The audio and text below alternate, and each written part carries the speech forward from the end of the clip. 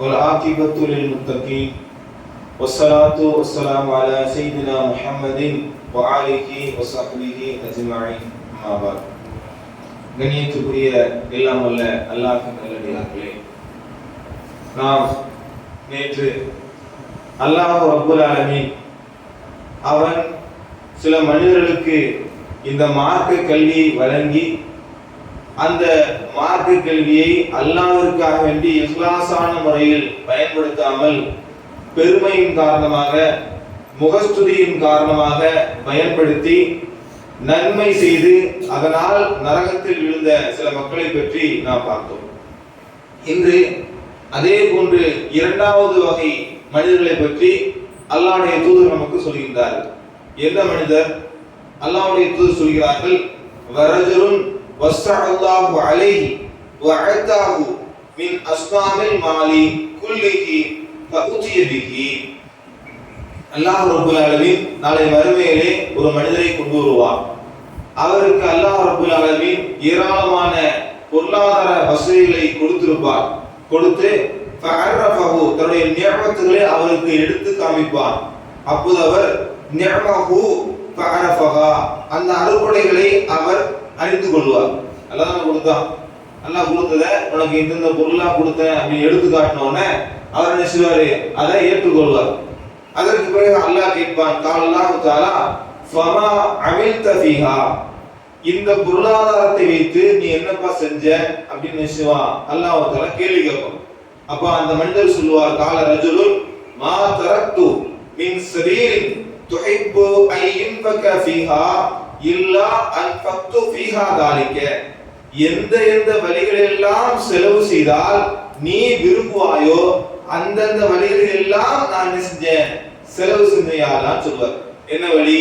பள்ளிவாசல் கட்டுறதுக்காண்டி செலவு பண்ணிருப்பாரு, ஏழை குமருக்காண்டி செலவு பண்ணிருப்பாரு, ஏழைகளுக்காண்டி செலவு பண்ணிருப்பாரு, என்ன தர்மங்கள் இருக்கோ எல்லாத்தையும் செலவு பண்ணிருப்பாரு. எப்படி செலவு பண்ணிருக்காரு? நன்மையான கருத்துக்காண்டி தான். சினிமா தேட்டருக்கு போல, வட்டி கொடுக்கல, மது பண்ணல, மற்ற தீமையான எந்த காரியங்களையுமே சில அவர் செய்யல, நன்மையான காரியங்கள் மட்டும் செஞ்சிருக்காரு. அப்ப அல்லாஹ் சொல்லுவான், அல்லாஹ் கூறுவான், கதப்த, நீ பொய் சொல்ற. நான் சொல்றா? அல்லாஹ் தஆலா சொல்றான், நீ பொய் சொல்றப்பா. வலாகின்னக என்றாலும் ஃபஅல்த, நீ செலவு செஞ்ச, அதெல்லாம் உண்மைதான். ஏன் தெரியுமா செலவு செஞ்ச? நீ யுகால, மக்கள் எல்லாம் உன்னை பார்த்து சொல்லணும், ஹுவ ஜவாதுன், நீ மிகப்பெரிய கொடை வல்லன்னு சொல்லி மக்கள் பேசணும். அப்ப அவருடைய உள்ளத்துல என்ன இருக்கு?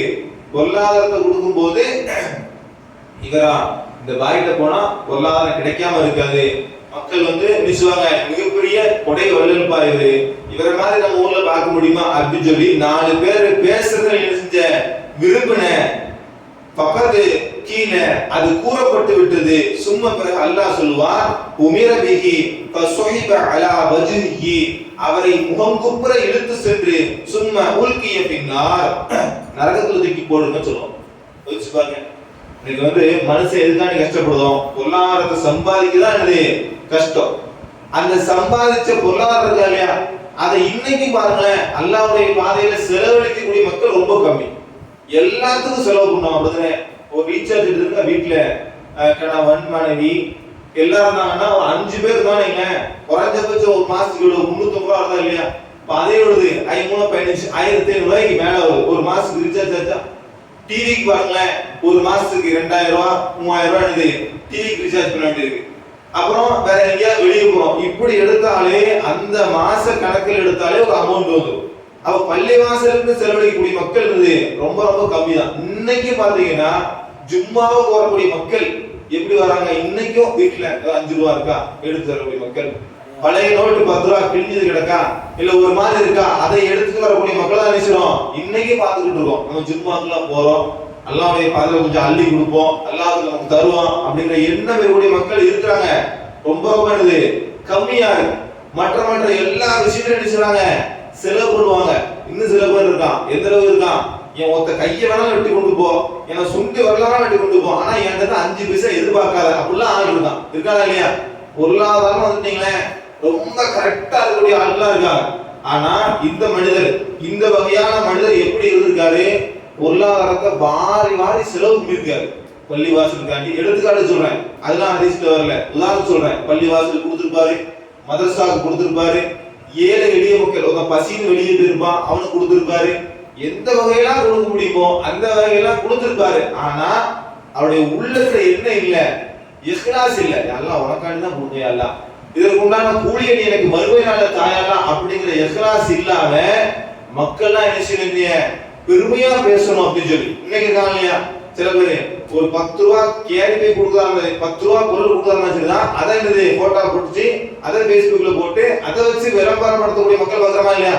அதாவது நன்மையின் காரணமா செய்யலாம், நம்ம ஒரு ஆள் கொடுப்போம், அதை போட்டோ பிடிச்சி போடுவோம், அதனால ஒரு 10 பேர் கொடுப்பாங்க அப்படிங்கிற இஹ்லாஸான எண்ணத்தோட கொடுத்தாருன்னா அதுக்கு அல்ல நிச்சயமா நன்மையை தருவான். ஆனா நான் செய்யறது மக்களுக்கு தெரியணும் அப்படின்னு சொல்லி தன்னை பிரபலியப்படுத்துறதுக்காக வேண்டியே எல்லாத்தையும் வெளிப்படுத்தி செஞ்சார் அப்படின்னா நமக்கு தெரியாது. இப்படிதானே நம்ம நினைப்போம், அவர் அல்லாஹ் கண்டி செய்றாங்க, அவர் அல்லாஹ் கண்டி செய்றாங்க, நம்ம தான் நினைச்சுவோம் நினைப்போம். ஏன் வெளிப்படையான அந்த செயல்பாடுகளை வச்சு நம்ம நினைச்சுவோம் கணக்கு பண்ணுவோம். ஆனா அல்லாஹ் ரப்பல் ஆலமீன் எப்படிப்பட்டவன், நீங்கள் வெளிப்படுத்துவதையும் நீங்கள் உள்ளே மறைத்து கொண்டிருப்பதையும் அறிவான். நான் பேசிக்கிட்டு இருக்கேன் இல்லையா, பேசிக்கிட்டு இருக்கும்போது எங்க உள்ளத்துல என்ன ஓடுதுங்கிறது எல்லாம் தெரியும். கேட்டுக்கிட்டு இருக்கீங்க, கேட்டுக்கிட்டு இருக்கும் போதே உடம்பு மட்டும் இருந்துட்டு அசத்தியப்பட்டா அப்படி பார்த்து சீக்கிரம் போவோம் அப்படிங்கிற மணல்ல இருந்தீங்கன்னா அதே நிச்சயமா அல்லாஹ் தஆலா பார்த்துக்கிட்டு இருக்கான்.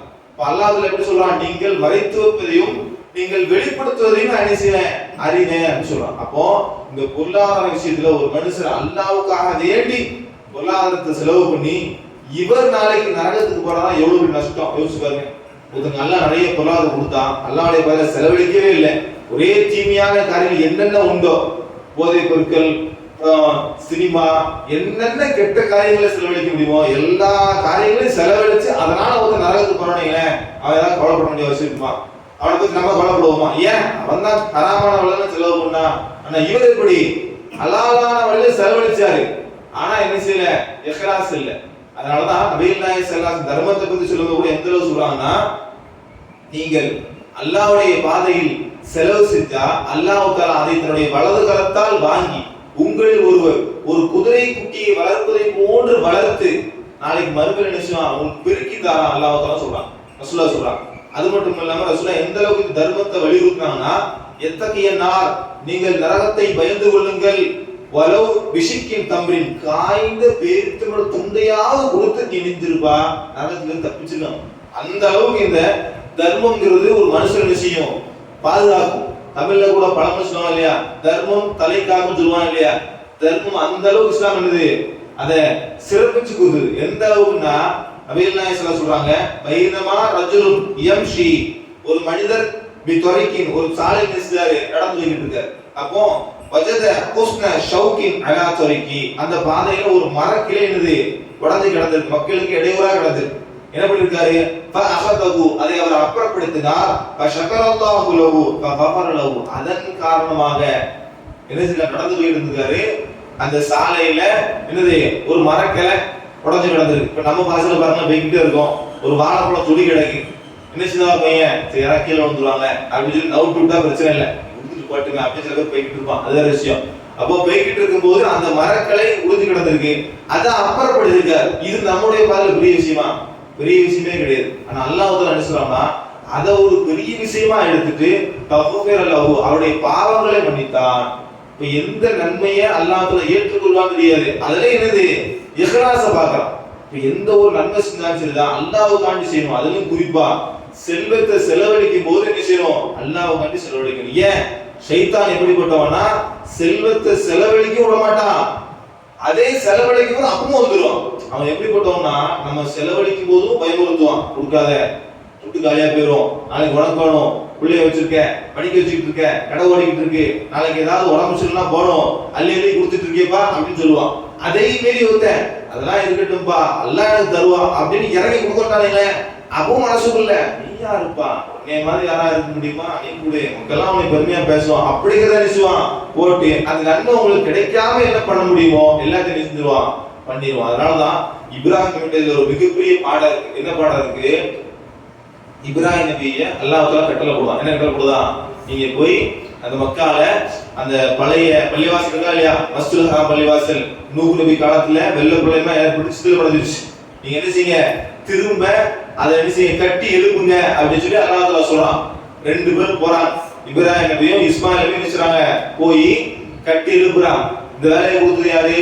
அல்லாஹ் கொடுத்துட்டான். அவரால் என்ன செய்யல. அந்த வேலையெல்லாம் செஞ்சு முடிச்ச உடனே அவங்க செஞ்ச பிரார்த்தனை சொல்றாங்க. உண்மையிலேயே இப்ராஹிம் இருக்காங்க இல்லையா, இன்னைக்கு சில பேர் சில அந்த மொழிகள்லாம் கல்வெட்டுகளை குறிச்சிருந்தாங்க பார்த்தீங்களா, உண்மையிலேயே ஒரு கல்வெட்டுல அப்படியே குறிச்சு எழுதணும் அப்படின்னா இப்ராஹிமுடைய பிரார்த்தனை நினைச்சு அப்படியே குறிச்சு எழுதணும். அந்த அளவுக்கு ஒரு தூய்மையான துவாக்கள் நிறைய இப்ராஹிம் கேட்டாங்க. அவங்க சொல்றாங்க பாருங்க,